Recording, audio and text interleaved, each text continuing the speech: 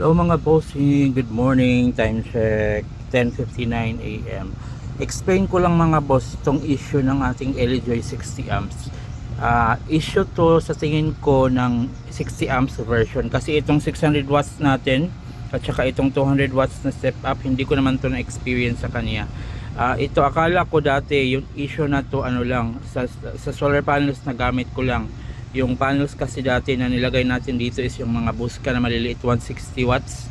So siniris natin apat na pirasong ganon. So yun ang na-experience ko mga boss, like for example sa umaga, mga 6 in the morning or 5:30 kasi mag-umpisa nang magbukas to, parang may power na nasasagip yung ano natin MPPT ACC. Since ang LG is kumukuha ng power para mag-power on yung system niya sa solar, hindi siya sa battery, unlike sa mga ibang ano, di ba, ibang mga MPPT ACC na kumukuha sila ng ano, ng power sa battery. So kahit na walang araw na, paggabi naka-on pa rin yung LCD. Pero ang mga LG kasi pag walang araw na, nag-o-off na rin tong mga LCD nila. So wala ka na makikitang mga nakasulat dyan pag walang araw. So ngayon like umaga 5:30 AM umpisa ng araw, magbi-blink pa yan, nakailang blink yan sila hanggang sa magbukas sa sarga kapag kaya na talaga ng sinag ng araw na mag-power up yung system.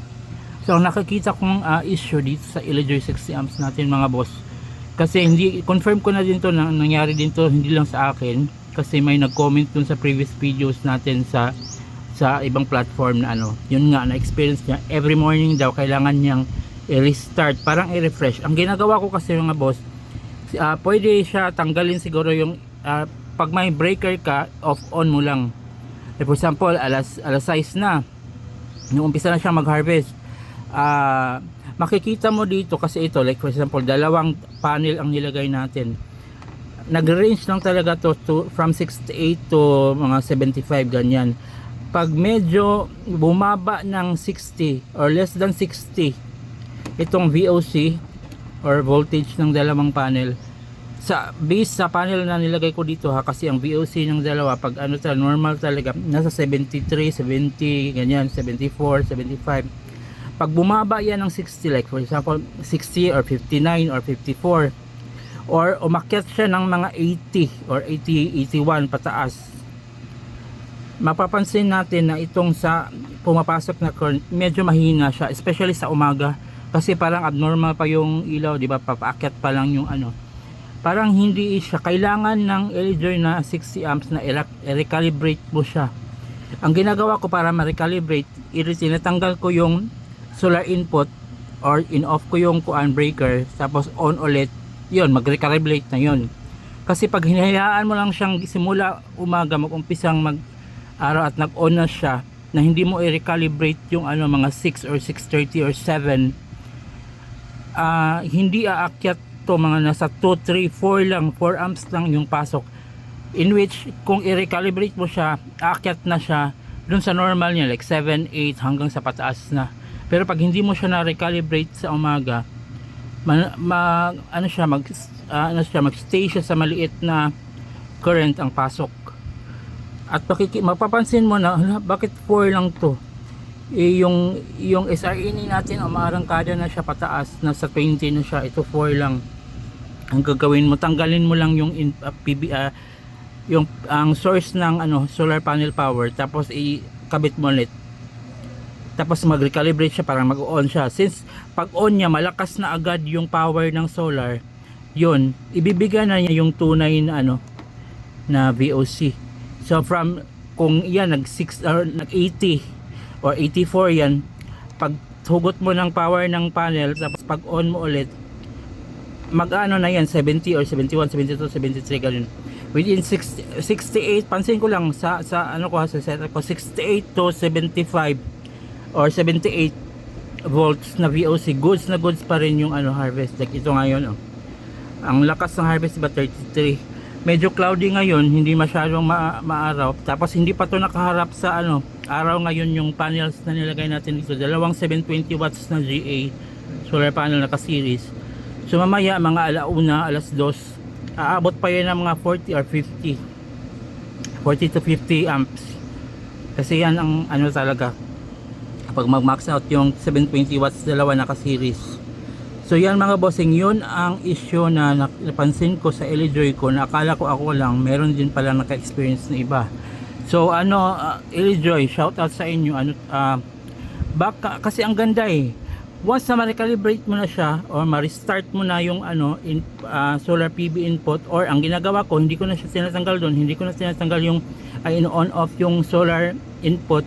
Ang ginagawa ko, pumupunta na lang ako dito sa settings, tapos charging voltage, tapos LiFePO4 kasi 24 volts LiFePO4 yung battery natin, tapos okay. Tapos yan, parang binabago ko lang yan, di ba? Pag mabago yan, pindutin mo itong dalawa, pag pula na, gawin mong 7 or 8, or pag nag 3 yan, ganyan, gawin mo lang siyang 8 ulit, tapos pindutin mo yung okay na matagal, tapos pag okay na, mga 5 seconds after pinindot mo yung okay na matagal, back ko lang. Pag back mong ganyan, para mag zero out na yan dyan, tapos yan, i-recalibrate nya, tapos ang lalabas na dito 70 or 73, 72 ganyan, tapos ito aakyat na siya sa tamang talaga current. Yun ang ko, yun ang napapansin ko na issue ng ating LG 60 amps. Pero once na ma-recalibrate na siya, okay na siya buong araw, wala nang problema, malakas mag-harvest, malakas mag-charge sa battery natin, efficient yung kanyang conversion from solar panel to battery power. So sobrang ganda, yun lang talaga ang nakikita ko. So hindi siya, kung ganito ang issue niya, hindi siya stand alone na hindi mo siya babantayan, araw-araw mo talaga siyang i-recalibrate. Yun ang tingin ko, pansin ko sa kanya. So Elejoy, kung mag-release man kayo ng version 2 nito, ang ganda kasi nito, pag sana mawala yung issue na yun, or baka gusto nyong ipalitan yung mga units sa amin ng version 2 ng ganito din, ganitong mukha, ganyan, pero wala nang ganong issue. So sobrang ganda siguro nun.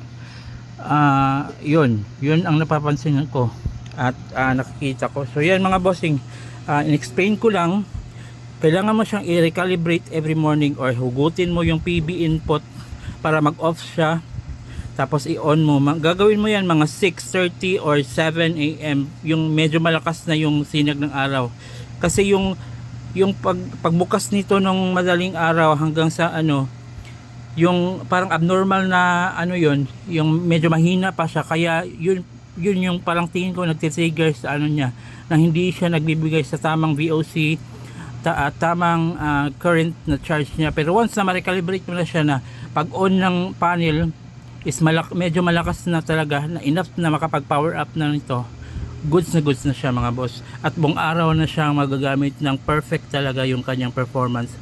Yun lang, sa umaga kailangan mo talaga siyang i-recalibrate or i-off on mo yung PV input, or sa ginagawa ko, settings ko lang dito, parang binago at binalik ko lang siya sa 8 pieces para maging 29.2 ulit, kasi 24 volts yung battery natin, at yun, mag-recalibrate na siya. Wala na akong tinanggal, wala na, dito lang sa settings. Yun mga boss. So hanggang dito na lang mga bossing. So sa mga naka-experience ng ganyan, mga user ng LG 60 amps, or kung sino man yung mga naka-experience ng iba pang mga medyo problem or issues sa kanilang mga LG or sa ibang mga brand ng mga MPPT SCC, comment down below, or share nyo na din, like and share nyo na din itong natin, tapos check nyo din yung showcase natin. Marami tayong mga MPPT SCC dyan, mas maganda pa or mas okay. So God bless everyone, ingat, good morning.